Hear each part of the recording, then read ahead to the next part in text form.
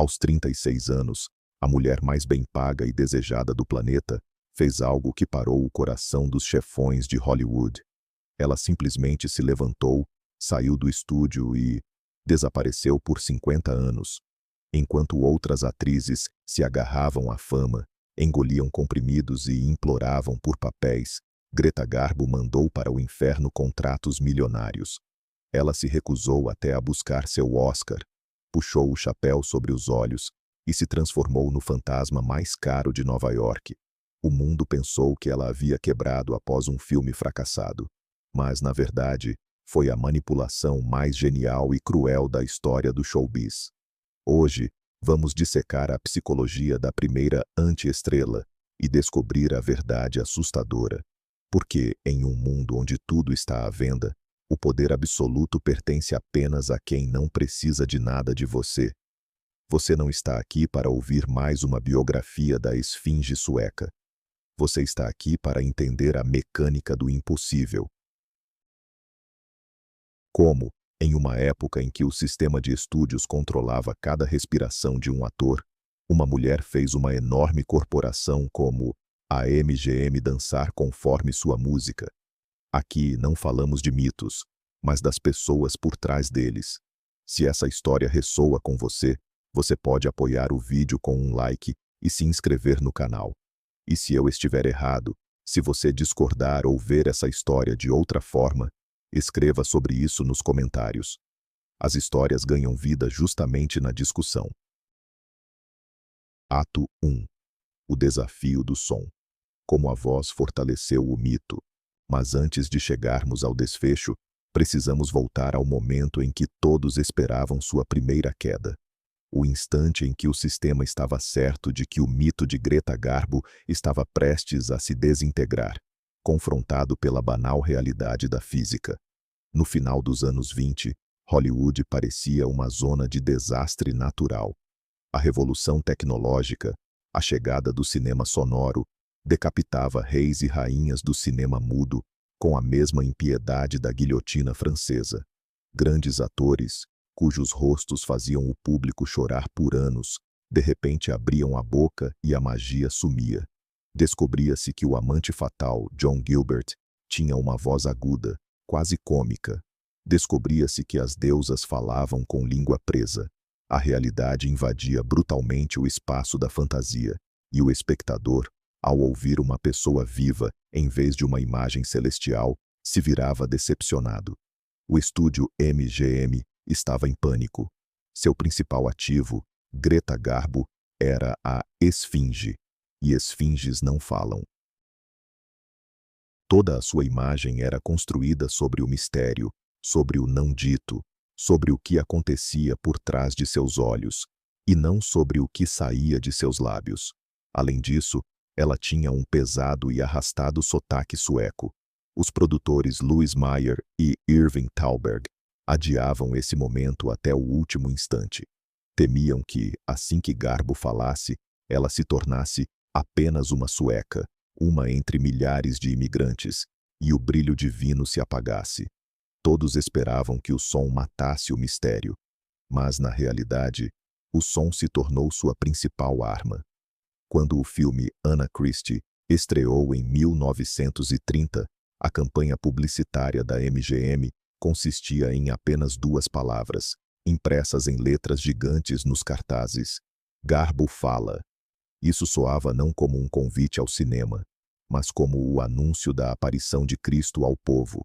O estúdio apostava tudo, vendendo o simples fato de haver uma voz como uma atração.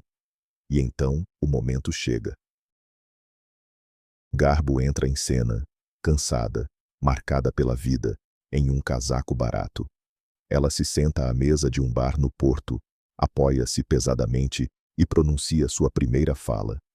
O mundo inteiro parou. Ela disse: "Me dá um whisky ginger ale separado e não seja mesquinho, querido." Não era a voz de apenas uma sueca. Era um contralto baixo e vibrante, uma voz que parecia ter atravessado milhares de anos, centenas de camas e milhões de cigarros fumados. O sotaque não a tornou engraçada ou provinciana, a tornou exótica, ainda mais distante e inalcançável. Porque isso funcionou onde outros falharam. A maioria das estrelas do cinema mudo, ao receber um microfone, tentava atuar com a voz da mesma forma que atuava com o rosto, com teatralidade exagerada. Elas tentavam agradar, tentavam ser compreendidas. Garbo fez exatamente o oposto. Ela usou o som não para comunicação, mas para criar ainda mais distância. Sua voz soava distante, quase preguiçosa. Ela não lançava suas falas ao interlocutor. Ela as deixava cair, como se estivesse fazendo um favor. Isso criava um efeito paradoxal de intimidade. O espectador na sala escura sentia que aquela voz baixa soava diretamente em sua cabeça, ignorando a tela. O som, que deveria desmascará-la, tornando-a uma pessoa comum, em vez disso, adicionou ao seu mito uma densidade física e uma sexualidade perigosa. Neste momento, esconde-se a primeira lição do poder de Garbo. Ela não se adaptou à nova tecnologia. Ela fez a tecnologia trabalhar para fortalecer seu mito já existente. Ela mostrou que mistério não é a ausência de informação, silêncio, mas uma forma de apresentar informação. Pode-se falar e ainda assim permanecer absolutamente fechada. Pode-se estar à vista e ainda assim permanecer invisível. Esse sucesso lhe deu algo mais do que apenas a extensão de um contrato. Deu-lhe uma alavanca de poder que ninguém mais tinha. Se Garbo fala, traz milhões, então Garbo pode ditar as condições de quando e o que ela vai falar. E enquanto Hollywood celebrava o nascimento de uma nova superestrela sonora, a própria Garbo começava sua guerra silenciosa e metódica contra a própria estrutura que a criou. Ato 2. O erro fatal da MGM e a recusa radical. O mundo pensava que ela havia vencido porque se adaptou. Na verdade, ela triunfou porque se recusou a seguir as regras da boa menina. Mas para entender o quão radical foi seu próximo passo, precisamos ver como ela começou a sufocar a máquina dos estúdios, ávida por sua carne. Estamos nos aproximando do ponto sem retorno.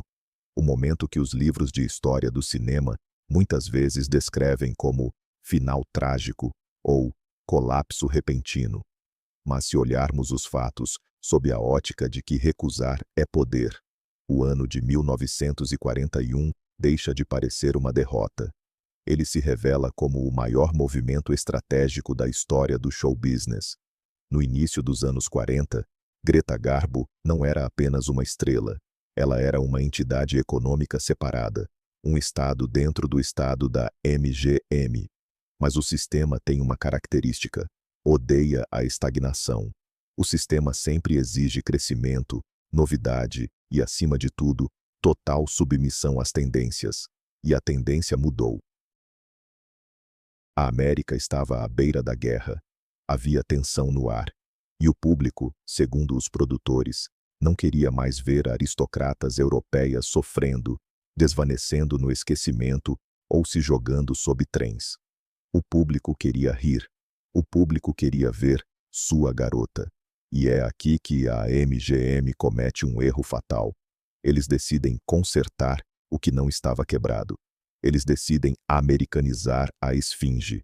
O resultado desse erro estratégico foi o filme Two-Faced Woman. O estúdio tentou intencionalmente destruir o pedestal em que Garbo estava, para trazê-la à terra, ao público comum. A ideia parecia genial para eles. Vamos pegar a mulher mais fria e inacessível do mundo e fazê-la interpretar uma esquiadora comum, que finge ser sua própria irmã gêmea, uma socialite devassa, para manter o marido. No papel, era uma comédia leve. Na tela, parecia um ato de vandalismo. Em uma das cenas do filme, Garbo dança Chic Chic, uma dança latino-americana da moda na época. Assista a essa cena hoje. Há algo profundamente antinatural, quase doloroso. Não é apenas uma má coreografia, é um momento de humilhação. A deusa foi forçada a fazer caretas. A mulher cujo olhar podia parar um coração foi obrigada a se curvar diante da câmera, implorando por risadas do público. O estúdio quebrou o contrato tácito com o público. Os espectadores não iam aos filmes de Garbo para se verem nela. Eles iam para ver o outro, ver uma divindade. Transformando-a em uma mulher comum, a MGM destruiu a essência de sua atração. Os críticos foram implacáveis. A revista Time chamou o filme de um erro chocante, e os espectadores saíam das salas perplexos. A Igreja Católica até condenou o filme por imoralidade, o que foi o último prego no caixão. A expectativa da indústria era padrão. Após um fracasso, a estrela deveria se redimir. Ela deveria dar uma série de entrevistas, explicar que o experimento não deu certo, talvez mudar de agente, escolher um roteiro seguro, voltar ao papel de heroína trágica e restaurar seu status com trabalho árduo. Esse era o ciclo padrão: ascensão, queda, redenção, retorno.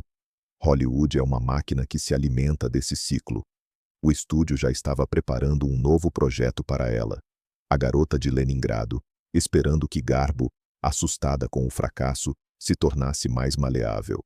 Mas Garbo fez algo que nem Mayer nem a imprensa podiam compreender. Ela não pediu desculpas. Ela não tentou reconquistar o amor do público. Ela simplesmente disse: "Vou para casa." E isso não foi uma histeria. Não foi um impulso momentâneo. Essa decisão contém a lógica fria de alguém que entendeu as regras do jogo melhor do que aqueles que o criaram. Garbo percebeu algo crucial. Seu mito não sobreviveria à normalização. Se ela ficasse e começasse a lutar por bilheteira, interpretando papéis medíocres, ela se tornaria uma paródia de si mesma. Ela se tornaria Gloria Swanson, de Crepúsculo dos Deuses, 10 anos antes de o filme ser feito. Uma ícone envelhecida, desesperada para provar que ainda era grandiosa. No sistema que vende o ser humano por completo, a única maneira de se preservar era retirar o produto de circulação. Sua saída aos 36 anos não foi uma fuga de derrotada. Foi um rage quit, saída em fúria, de uma jogadora que zerou o jogo, viu que os novos níveis eram chatos e humilhantes, e puxou o plugue da tomada. É importante entender o contexto. Ela não saiu porque foi expulsa. Ela era desejada. Ofereciam-lhe contratos. O mundo estava pronto para lhe dar uma segunda, terceira, 10ª chance. Mas ela negou ao mundo essa oportunidade. Foi um ato radical de soberania. Em Hollywood, onde a autoestima de um ator depende diretamente do telefonema do agente, da crítica no jornal, do lugar nos créditos, Garbo demonstrou absoluta autossuficiência. Ao se recusar a corrigir a impressão de Two-Faced Woman, ela congelou sua imagem no tempo. Ao deixar o cinema em 1941, ela permaneceu para sempre na memória coletiva jovem, bela e incompreensível. Ela não permitiu que o público a visse envelhecer na tela, interpretar papéis de mães ou avós, aceitar papéis secundários por um cheque. Imagine o nível de vontade necessário para isso. Imagine a droga da fama, que foi injetada em suas veias por uma década e meia. A adoração de milhões, cachês reais, poder sobre as mentes. E imagine a força necessária para voluntariamente abrir mão disso. A maioria das estrelas não sai. Elas são levadas, ou expulsas, quando deixam de ser lucrativas. Garbo saiu pela porta da frente, deixando todos de boca aberta. Ela criou um déficit impossível de ser preenchido. Essa decisão se tornou o alicerce de sua imortalidade. Se ela tivesse feito mais 10 filmes, mesmo que bons, ela seria apenas uma das grandes atrizes da Era de Ouro, como Bette Davis ou Joan Crawford. Mas ao sair assim, ela entrou em outra categoria. Ela se tornou um fantasma. Ela se tornou uma obsessão. Por muitos anos, as pessoas pensaram que era uma pausa temporária. O estúdio esperava. Diretores esperavam. Até Hitchcock tentou trazê-la de volta, mas toda vez que lhe ofereciam um roteiro, ela encontrava uma razão para recusar. Primeiro parecia capricho, depois excentricidade e, finalmente, ficou claro, era estratégia. Quanto mais ela se calava, mais alto soava esse silêncio. A recusa de Garbo provou. Poder é a capacidade de dizer não, quando todos ao redor exigem sim. Ela não apenas deixou o cinema, ela se recusou a participar da economia da atenção. Enquanto outras estrelas contratavam publicitários para que seus nomes aparecessem nos jornais, Garbo gastava esforços para que seu nome desaparecesse. E, ironicamente, isso a tornava a presa mais desejada pelos paparazzi. Aqui vemos um paradoxo que os marqueteiros modernos não conseguem resolver. A cultura de hoje nos ensina: esteja em todo lugar, seja acessível, crie conteúdo 24 horas por dia, 7 dias por semana, ou você será esquecido. Garbo provou o contrário. Torne-se inacessível, e você será lembrado para sempre. Porque a natureza humana é tal que valorizamos mais aquilo que não podemos ter. Muitos analistas da época consideraram sua saída uma covardia. Eles diziam: ela ficou com medo, ela não conseguiu se adaptar. Que erro monstruoso! Para permanecer em Hollywood e jogar de acordo com suas regras, é preciso flexibilidade. Para sair de Hollywood quando você está no auge e nunca olhar para trás, é preciso ter aço. Seu fracasso com Two-Faced Woman se tornou o álibi perfeito para escapar. Talvez, subconscientemente, ela quisesse esse fracasso. Talvez ela precisasse de um motivo para quebrar as correntes que se tornavam cada vez mais pesadas. Nunca saberemos com certeza, porque ela não nos deixou diários ou confissões. Mas o resultado fala por si. Em 1941, Greta Garbo deixou de ser atriz e se tornou um mito profissional. Ela passou de propriedade pública para posse privada de si mesma. Mas para entender completamente a escala dessa guerra por limites pessoais, precisamos entender com que monstro ela lutou todos esses anos. Afinal, sua saída não foi espontânea. Foi a culminação de uma guerra de guerrilha de anos contra a máquina mais poderosa de produção de sonhos da história da humanidade.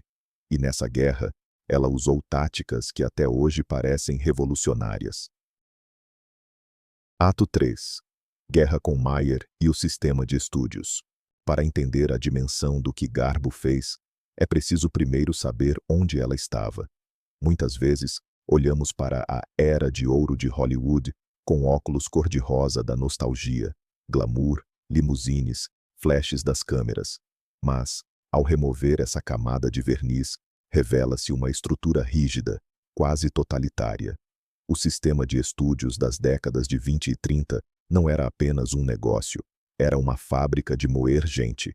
A Metro-Goldwyn-Mayer, comandada pelo feroz Louis Mayer, estava no topo dessa cadeia alimentar. Mayer não apenas contratava atores, ele os possuía. Os contratos da época, os infames acordos de servidão de 7 anos, davam ao estúdio o direito de decidir absolutamente tudo pelo ator. Em quais filmes atuar, com quem dormir, com quem casar, como se vestir e o que dizer aos repórteres. Recusar um papel significava a suspensão do contrato. O tempo parado simplesmente era adicionado ao final do prazo, transformando a servidão em algo sem fim. Os atores eram, na famosa expressão de Hitchcock, gado, caro, bem cuidado, mas sem direitos. Eram entupidos de pílulas para trabalharem 18 horas por dia e de soníferos para dormirem. Suas biografias eram reescritas do zero. Seus nomes eram mudados. E nessa máquina de moer carne entra uma sueca de 19 anos que mal falava inglês. A expectativa do sistema era padrão. A garota seria grata, faria o que mandassem, sorriria para os investidores nos banquetes e beijaria o anel do papai Mayer. Na realidade, Garbo se mostrou o ativo mais incômodo, ingrato e perigoso que já caiu nas mãos da MGM. A guerra começou quase imediatamente. A história do confronto entre Garbo e Mayer é um manual pronto sobre como negociar a partir de uma posição de fraqueza que, de repente, se transforma em força. Quando Garbo chegou à América, ganhava $400 por semana. Era um bom dinheiro para uma imigrante, mas uma ninharia para uma estrela que rendia milhões ao estúdio. Após os primeiros sucessos, Garbo fez o que outras atrizes temiam até imaginar. Exigiu a revisão do contrato vigente. Mayer ficou furioso. Estava acostumado a estrelas pedindo adiantamentos, implorando por papéis ou chorando em seu escritório. Mayer era um mestre da manipulação. Podia interpretar o papel de pai bondoso, podia chorar ele mesmo, sabia chorar sob comando, podia ameaçar destruir carreiras. Mas com Garbo, todos os seus truques falhavam.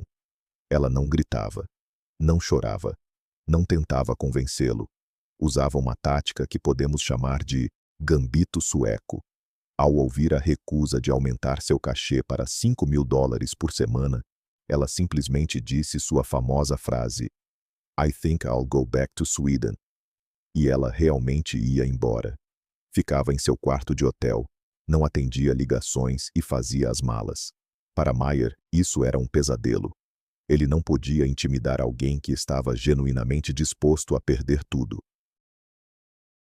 Garbo não tinha laços em Hollywood, não tinha hipoteca de mansão, não tinha sede de vida social. Sua disposição em abandonar Hollywood era absoluta, e isso a tornava invulnerável. O sistema se sustenta no medo de perder status. Se alguém não teme perder status, o sistema não tem alavancas de pressão. Garbo manteve a resistência por 7 meses. 7 meses em que a MGM perdia dinheiro enquanto sua principal estrela estava em greve. No final, Mayer cedeu. Ele não apenas deu a ela $5.000. Ao final de sua carreira, ela recebia astronômicos $270.000 por filme, mais do que qualquer ator homem da época. Ela fez o sistema patriarcal, onde mulheres eram apenas decoração bonita, pagar a ela como uma rainha. Mas o dinheiro era apenas um lado dessa guerra. Muito mais importante foi a batalha pelo controle do processo de produção. O estúdio MGM construía seu negócio na acessibilidade das estrelas. A imprensa era o sistema circulatório de Hollywood. As jornalistas Hedda Hopper e Luella Parsons tinham o poder de destruir carreiras com uma única coluna. Todas as estrelas eram obrigadas a alimentá-las, dar exclusivas, deixar fotógrafos entrarem em seus quartos, contar sobre seus romances. Garbo recusou tudo isso. Seus contratos passaram a incluir cláusulas que pareciam loucura. Ela se recusava a receber visitantes no set de filmagem. Nada de investidores, nada de jornalistas, nada de amigos do estúdio. Quando Garbo estava filmando, o set se transformava em um bunker. Ela exigia que fossem instaladas telas pretas ao redor da câmera, criando uma espécie de corredor de impenetrabilidade. Somente o operador e o diretor podiam vê-la. Nem mesmo os iluminadores e os técnicos de cena tinham permissão para olhar para ela durante as cenas. Esse comportamento foi apelidado de estranheza de primadona, capricho de estrela. Mas vamos olhar mais a fundo. Não era capricho, era a proteção de sua ferramenta de trabalho. Garbo entendia o que os chefes do estúdio não entendiam. Sua magia era frágil. Ela funcionava nos nuances, nas microexpressões, na concentração interna. A presença de olhos alheios, de curiosos mascando chiclete, destruía essa concentração. Ao se cercar de telas pretas, ela não estava se escondendo. Estava criando condições laboratoriais estéreis para a produção de seu produto. O estúdio odiava isso. O departamento de marketing arrancava os cabelos. Como vender uma estrela que não dá entrevistas? Como manter o interesse se não há fofocas? E aqui surge o grande paradoxo da relação entre Garbo e a MGM. O estúdio vendia ativamente sua imagem como enigma, esfinge, mulher misteriosa. Eles imprimiam cartazes, alimentavam o misticismo, mas ao mesmo tempo odiavam o fato de que esse mistério era real. O sistema ama o mistério controlado. O sistema gosta quando os publicitários inventam uma lenda e o ator a interpreta obedientemente, piscando para o produtor. No caso de Garbo, a lenda era a realidade. Ela realmente não queria ver ninguém. Mayer estava preso. Ganhava milhões com sua inacessibilidade, mas como gestor, enlouquecia pela impossibilidade de controlá-la.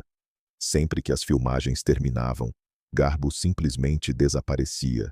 Ela não ia às estreias de seus filmes. Imagine isso hoje. Tom Cruise filma Missão Impossível e não aparece no tapete vermelho. É impensável. É uma violação de todas as leis do negócio. Garbo fazia isso regularmente. Quando perguntaram por que ela não foi à estreia de seu triunfante filme Camille, ela respondeu: "Por quê? Eu já estive lá quando filmamos." Essa frase ilustra perfeitamente o abismo entre Garbo e a indústria. Para a indústria, cinema é um produto que precisa ser vendido. A estreia é parte da embalagem. Para Garbo, cinema é um ato de criação que termina no momento do corta. Tudo o que acontece depois, venda de ingressos, críticas, aplausos, não tem relação com ela. Ela separava o trabalho do consumo dos frutos desse trabalho. Mayer tentou usar contra ela sua própria origem. A ameaçavam com problemas de visto, insinuavam deportação. Mas Garbo conhecia seu valor. Sabia que sem ela, os lucros da MGM desabariam. Ela se tornou grande demais para cair. Essa tensão constante entre o desejo do estúdio de explorar sua imagem e sua resistência ferrenha a qualquer exploração fora das câmeras, criou um precedente único. Ela provou que o talento pode ditar as regras ao capital, se o talento tiver nervos de aço. Ela não foi uma vítima do sistema, como Judy Garland ou Marilyn Monroe, que o sistema mastigou e cuspiu. Garbo foi um vírus no sistema. Ela usou os recursos da MGM, os melhores figurinos, a melhor iluminação, os melhores operadores. Ela exigia ser filmada apenas por William Daniels, para criar arte, mas não permitia que o sistema engolisse sua personalidade. No fim das contas, a MGM nunca entendeu como controlá-la. Eles simplesmente aceitaram que tinham um unicórnio no zoológico que dava chifradas se chegassem muito perto. Continuaram pagando, e ela continuou em silêncio. Mas essa guerra não passou sem deixar marcas. A luta constante por espaço pessoal, a necessidade de estar na defensiva 24 horas por dia, exauria. Em 1941, Garbo não estava apenas cansada de interpretar papéis no cinema. Estava cansada de interpretar o papel de Greta Garbo no escritório de Mayer. Sua saída não foi apenas uma renúncia à atuação, foi a ruptura final com uma realidade onde ela devia algo a alguém. Ato 4. A psicologia da anti-estrela e o efeito do rosto vazio. Vencer o estúdio financeiramente é uma coisa. Superar as expectativas do público é outra completamente diferente. Greta Garbo precisava fazer o impossível, redefinir o conceito de estrela. Num mundo onde o amor dos fãs era a moeda principal, ela decidiu falir emocionalmente e construir um império no gelo. E isso nos leva à parte mais fascinante de sua estratégia, a psicologia da anti-estrela. No mundo moderno do marketing, existe uma regra de ouro. Seja você mesmo. As redes sociais nos acostumaram a ver celebridades como acessíveis. Queremos saber o que elas comem no café da manhã, como ficam sem maquiagem, como passeiam com o cachorro. Exigimos relatabilidade, a capacidade de nos identificarmos com nossos ídolos, a ilusão de proximidade, a ilusão de amizade. Esse é o combustível da economia da atenção atual. Greta Garbo destruiria esse mundo com um simples levantar de sobrancelha. Ela construiu a carreira mais bem-sucedida da história do cinema com um princípio diametralmente oposto. Ela se tornou a primeira anti-estrela da história. Sua estratégia se baseava em uma ideia radical, quase ofensiva. Eu não sou sua amiga. Eu não sou como você. E eu não quero que você goste de mim. Isso ia contra tudo que Hollywood ensinava. Antes de Garbo, o modelo principal era Mary Pickford, a queridinha da América, a doce garota de cachos dourados que todos queriam adotar ou casar. O público pagava pela ternura. Garbo começou a vender o frio. Um frio ártico, absoluto. A psicologia desse fenômeno é fascinante. Quando alguém desesperadamente tenta agradar você, olhando nos seus olhos e buscando aprovação, sua reação instintiva é de condescendência. Você sente poder sobre essa pessoa. Mas quando alguém olha através de você, quando demonstra total indiferença à sua existência, isso mexe com você. Isso gera um desafio. Isso gera obsessão. Garbo entendeu. A distância cria gravidade. Olhe para sua imagem na tela. Ela quase nunca interpreta mulheres felizes. Ela não sorri, de orelha a orelha. Na verdade, o estúdio por muito tempo proibiu que ela sorrisse amplamente, considerando isso vulgar. Suas personagens estão sempre em outro lugar, mesmo que fisicamente estejam nos braços de um homem. Em cenas de amor, ela frequentemente parece mais cansada do que apaixonada. Ela se permite ser amada, condescende ao amor, mas nunca perde o controle. Para o público, especialmente o masculino, isso era hipnótico. Era uma fantasia de conquistar o inconquistável. Era um desafio. Você consegue derreter esse gelo? Se Marilyn Monroe mais tarde venderia sua vulnerabilidade e acessibilidade, Garbo vendia sua invulnerabilidade. Mas a genialidade de sua anti-estrelidade é melhor vista não nos enredos dos filmes, mas em sua técnica de atuação. Ela inventou o que pode ser chamado de efeito do rosto vazio. O exemplo mais famoso é o final do filme Rainha Cristina. É um momento clássico, estudado em todas as escolas de cinema. Sua personagem, a rainha sueca, abdica do trono por amor, mas seu amado morre. Na cena final, Garbo está na proa de um navio, o vento batendo em seu rosto, e a câmera se aproxima lentamente, dolorosamente lentamente. A lenda diz que o diretor não conseguia obter a expressão facial desejada dela. Mostre tristeza, ele dizia. Ficava teatral demais. Mostre esperança. Falso demais. Finalmente, Mamoulian deu-lhe um conselho genial. Não interprete nada. Faça seu rosto ser uma folha em branco. Não pense em nada. E ela fez isso. Durante vários minutos na tela, vemos um rosto sem uma única emoção definida. É absolutamente estático. E o que acontece na sala de cinema? Cada espectador projeta nesse rosto vazio suas próprias emoções. Alguém vê um abismo de desespero em seus olhos. Outro vê determinação para começar uma nova vida. Outro ainda vê a sabedoria dos séculos. Ela se tornou um espelho. Ao não dar ao espectador uma emoção específica, ela o forçou a trabalhar, a investir sua própria alma em sua imagem. Isso é a mais alta arte de interação com o público. Ela não alimentava o espectador com emoções na colher. Ela criava um vácuo que o espectador era obrigado a preencher por si mesmo. É por isso que seu rosto era chamado de paisagem. Você podia passear por ele com o olhar, encontrando novos detalhes que talvez nem estivessem lá. Roland Barthes, em seu famoso ensaio, escreveu: o rosto de Garbo é uma ideia. Não era o retrato de uma mulher específica, era um ícone, uma máscara divina. E como qualquer divindade, deveria ser um pouco assustador e infinitamente distante. Na vida real, ela transferiu essa técnica de folha em branco para suas relações com o público.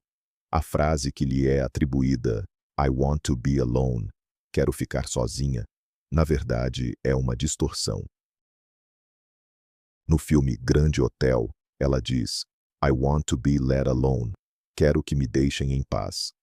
A diferença é colossal. A primeira é um estado de solidão. A segunda é uma exigência de soberania. Garbo transformou sua vida em uma fortaleza. Ela usava calças masculinas e sapatos de salto baixo, quando todas usavam vestidos e saltos altos. Ela puxava os chapéus até os olhos. Ela usava óculos escuros.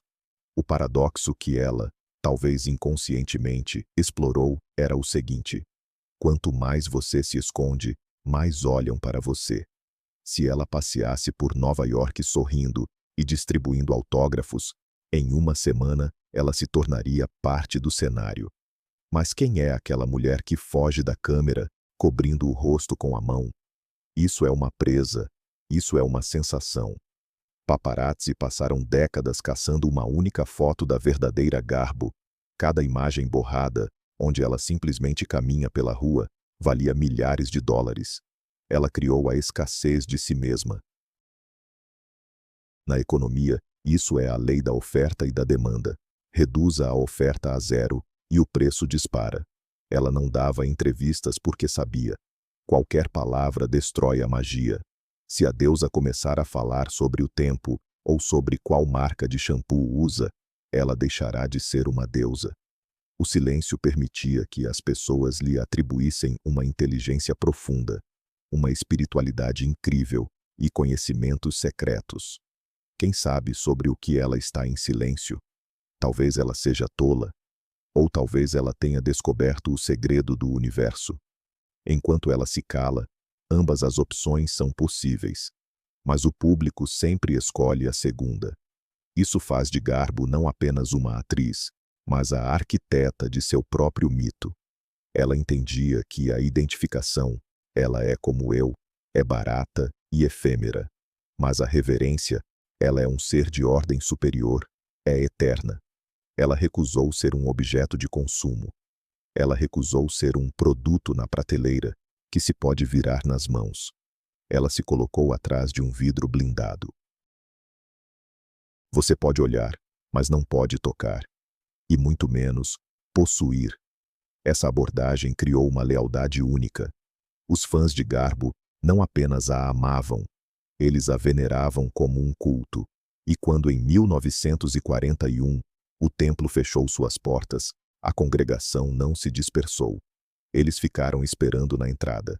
Mas o mais surpreendente na história de Garbo não é como ela atuou, nem como ela saiu de cena. O mais surpreendente é o que aconteceu depois, meio século de vida após a morte da carreira. Esse período, que geralmente se torna um tempo de esquecimento, para ela se tornou um tempo de cristalização da lenda. Ela provou que é possível ser a mulher mais famosa do mundo, sendo apenas uma pedestre de casaco. Ato 5. Meio século de silêncio. Vida em Nova York e o desprezo pelo Oscar. O mais difícil na arte de sair de cena não é o momento em que a porta se fecha. O mais complicado é resistir à tentação de bater nela novamente quando o silêncio se instala. No mundo do showbiz, há um cemitério de grandes retornos que acabaram em desastre. Estrelas não sabem viver no silêncio. Elas precisam de combustível. Precisam da confirmação de que ainda são amadas. Frank Sinatra ia e voltava. Cher ia e voltava. É um vício mais forte que heroína.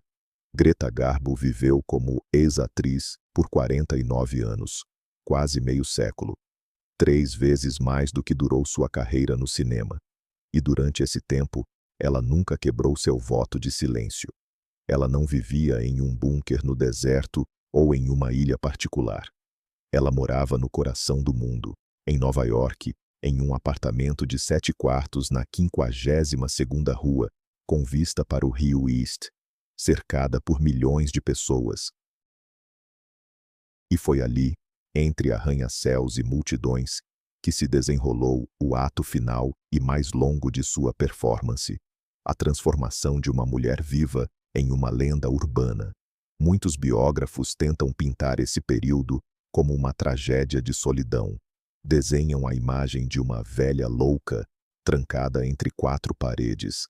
É uma mentira conveniente de vender. A realidade era muito mais interessante e, no contexto da nossa história, muito mais poderosa. Garbo não se escondia debaixo da cama. Ela se tornou a Garbo pedestre. Caminhava por Manhattan todos os dias. Casaco longo, chapéu puxado para baixo, sapatos confortáveis. Visitava lojas de antiguidades, comprava legumes, olhava vitrines. Levava a vida de uma rica e independente europeia que aprecia a arte. Sua coleção de quadros, que incluía Renoir, valia milhões, e um círculo restrito de amigos. Mas para Nova York, ela se tornou algo como o pé grande. Ver Garbo virou um esporte nacional. As pessoas se gabavam.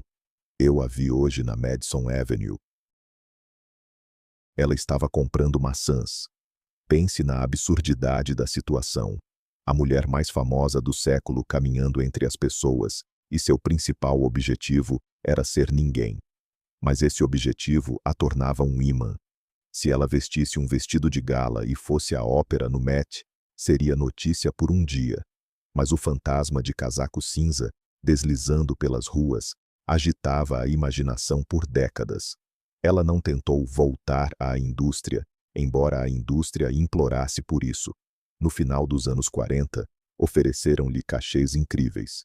Hitchcock escrevia roteiros especialmente para ela. Tennessee Williams sonhava vê-la em suas peças. Orson Welles queria trabalhar com ela. Ela recusou todos. Às vezes, flertava com a ideia, lia roteiros, até experimentava maquiagem, mas no último momento sempre puxava o freio de emergência. Por quê? Porque Garbo era perfeccionista até os ossos. Ela entendia a dura verdade que 99% dos atores se recusam a aceitar. A câmera não é amiga. A câmera é um raio-x. Ela sabia que seu rosto estava mudando. A gravidade e a idade cobram seu preço.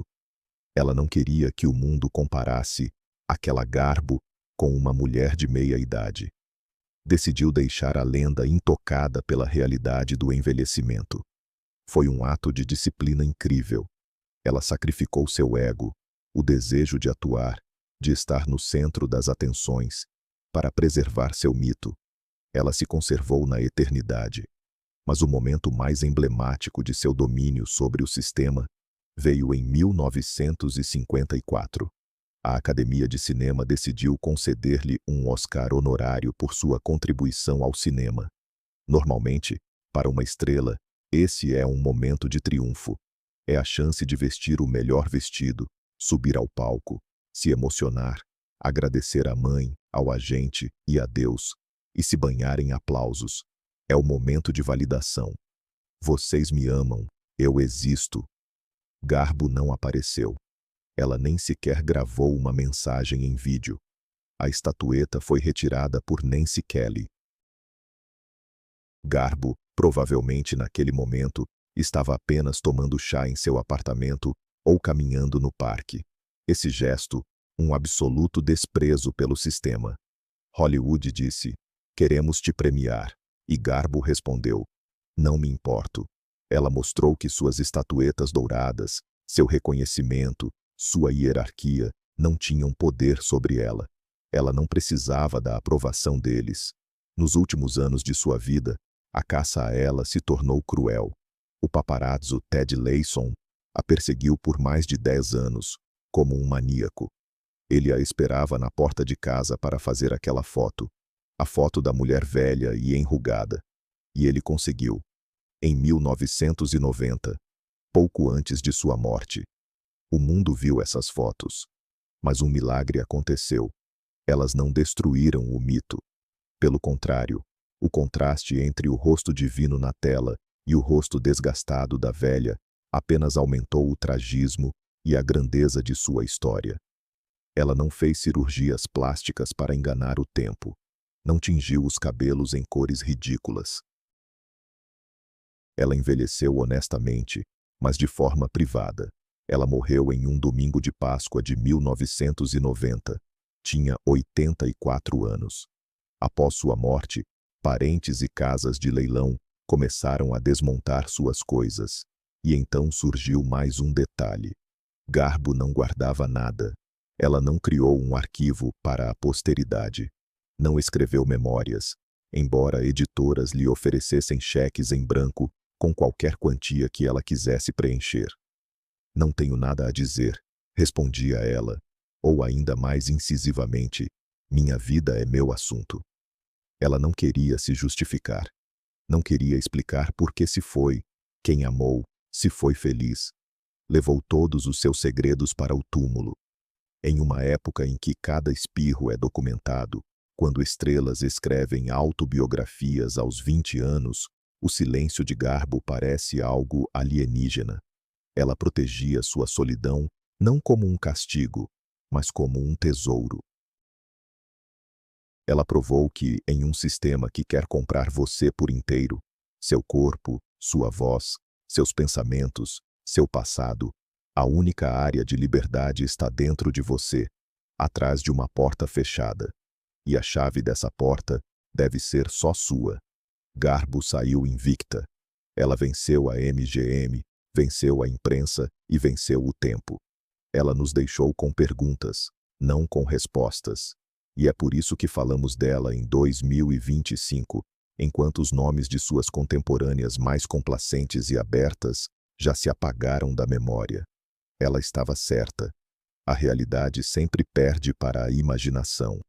E para permanecer na imaginação eternamente, é preciso tirar a realidade do palco a tempo. Então, qual lição podemos tirar dessa estratégia gelada, vivendo em um mundo de total transparência? Começamos essa jornada com a imagem da pobre menina rica, presa na gaiola dourada de sua fama e medos. Procurávamos uma tragédia, mas encontramos algo completamente diferente.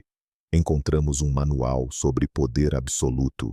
Greta Garbo nos deu uma lição que, em 2025, soa mais relevante do que nunca. Vivemos na era da transparência radical. Redes sociais, streaming, a cultura dos influenciadores, tudo isso nos grita: mostre-se, vire sua alma do avesso. Se você não está no feed, você não existe. Voluntariamente nos tornamos mercadoria, vendendo nossa privacidade por curtidas que nem podem ser convertidas em dinheiro. Garbo provou que esse modelo é uma armadilha para tolos. Ela mostrou que o verdadeiro valor é criado não pela presença, mas pela ausência. Em um mundo de ruído, o silêncio se torna o som mais precioso. Em um mundo de acessibilidade, uma porta fechada se torna o objeto mais desejado. Ela não foi vítima de seu temperamento. Ela foi uma estrategista genial que entendeu a principal regra do jogo com o diabo. Você pode vender seu talento, pode vender seu rosto, mas nunca, sob nenhuma circunstância, deve vender as chaves de sua casa. Ela saiu não porque estava quebrada. Ela saiu porque venceu. Ela pegou seus ganhos e saiu do cassino, enquanto os outros continuavam apostando, na esperança de recuperar algo. Ela preservou a si mesma. E em um sistema que transforma destinos humanos em carne moída para o entretenimento das massas, preservar-se é o maior ato de heroísmo. Garbo nos deixou não apenas filmes. Ela nos deixou um vazio em forma de mulher. E esse vazio ainda tentamos preencher com nossas fantasias. Ela conquistou a imortalidade simplesmente dizendo não. Garbo escolheu a estratégia do fantasma, desaparecer para vencer.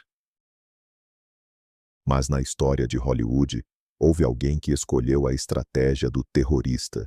Ele odiava a fama tanto quanto Garbo, mas em vez de sair silenciosamente, ele ficou. Ficou para transformar a vida dos produtores em um inferno, interromper filmagens, enviar índios para receber seu Oscar e desprezar abertamente aqueles que lhe pagavam milhões. Garbo matava com silêncio. Ele matava com caos. Qual estratégia se mostrou mais eficaz a longo prazo?